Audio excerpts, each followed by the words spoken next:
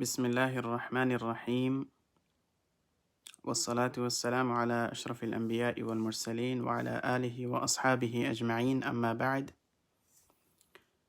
My dear respected brothers and sisters in Islam, Assalamu alaikum wa rahmatullahi wa barakatuhu. Prophet alayhi salatu wassalam, he mentioned in a hadith that إذا مات الإنسان انقطع عمله إلا من ثلاث. When a person dies, all of his deeds are terminated except for 3 deeds that he did. So number 1 is sadaqatun jariyah, ongoing sadaqah, that people still getting benefit after his death. Still people are getting benefit from his sadaqah. Okay.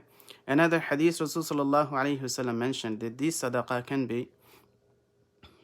be like a person who build a masjid, or he supplies water for people, those who are needy, and he did like sadaqah, which is ongoing.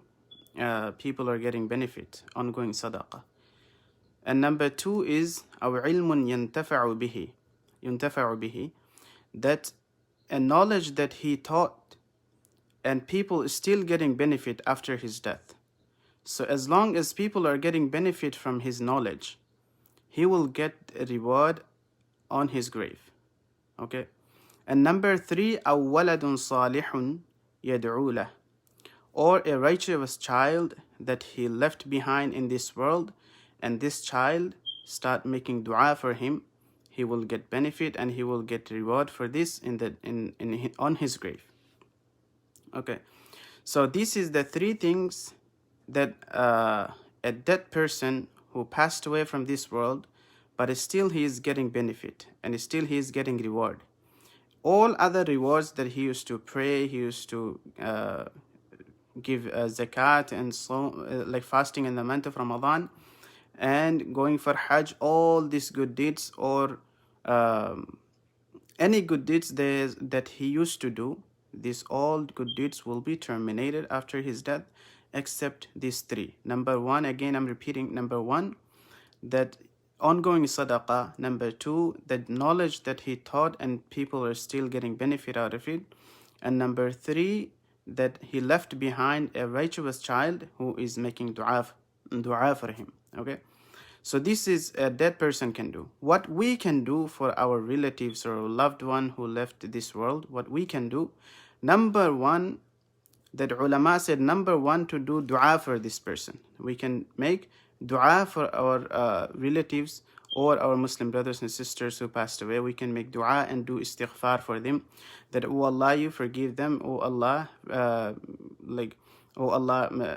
grant them high rank in the Jannah. We can make dua for them. Continuous dua benefit our relatives or Muslims, brothers and sisters who passed away from this world. Okay, so this is the dua and istighfar. Okay, and all the ulama and all the sulaha, those are scholars of Islam, they are agreed upon that when we make dua for a person who passed away, when we do istighfar for a person who passed away, he gets benefit, and Allah subhanahu wa ta'ala accept those dua because this person is not present when you are making dua.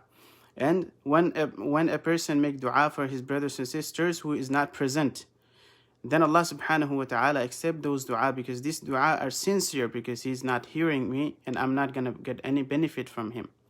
So we can make dua for our brothers and sisters who passed away, and we can give sadaqah on behalf of our parents, if those who have passed away, on behalf of our relatives, on behalf of our Muslim brothers and sisters, we can give charity, we can give sadaqah. And this sadaqah can be jariyah, sadaqah jariyah. This sadaqah can be ongoing sadaqah. You can build a masjid, or a portion of the masjid you can make wudu area or the bathroom. So this kind of sadaqah jariyah we can donate to the masjid, donate to the needy people. Okay, feed needy people. This kind of sadaqah works and it benefits our relatives who passed away, Muslim brothers and sisters who passed away. And number 3 that we find in a hadith of Rasulullah, then we can make Hajj, we can perform Hajj and we can perform Umrah on behalf of our Muslim brothers and sisters who passed away. A Sahabi who came to Rasulullah and he asked about, like, can we do Hajj on behalf of my mother and father? He said, yes, you can do. You can complete Hajj and Umrah on behalf of your parents. Okay, so this way we can benefit our parents as well, who are passed away from this world. And then also, ulama they mentioned that we can do qurbani. Okay, we can sacrifice an animal and we can do qurbani on the day of Udhuhiyya, and it also benefit it also benefit those who passed away. When Prophet alayhi salatu wasalam, he was sacrificing an animal on the days of Udhuhiyya, then Rasul sallallahu alayhi wasallam, he said, Allahumma taqabbal minni wa min ali Muhammad, that, oh Allah, accept this from me and from my from my family. And from Rasul's family, we know, like, so many of them has passed away as well. So he did this for his family as well. So we can do udhiyya, we can sacrifice an animal and distribute this meat to the needy people. So many times that we do in this country, that we sacrifice an animal and then we feed people, but this should be for the needy people, not for like those who are rich. They should not eat those meat. Okay, and also some ulama, they say, like, if you recite the Quran on behalf of your loved one who passed away, then Allah subhanahu wa ta'ala also will send those reward to your loved one. So this kind of a'mal that we can do for those who passed away, and we especially we make dua, they need our duas. Okay, and Allah subhanahu wa ta'ala accept our duas when they are not present and we are making dua for them. This is the sincere dua that we can make for them.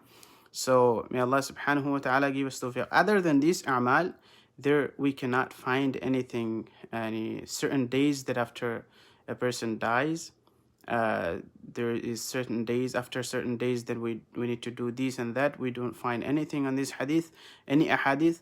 And also we don't find any like numbers, like you have to recite this surah that many times and this many times. We don't find any kind of numbers in ahadith as well.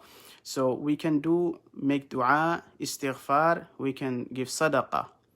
And these two things are most important that they need right now. Okay, may Allah subhanahu wa ta'ala give us tawfiq to follow the ahadith of Rasul sallallahu alayhi wasallam and do a'mal and send this a'mal to our relatives according to ahadith of Rasul sallallahu alayhi wasallam.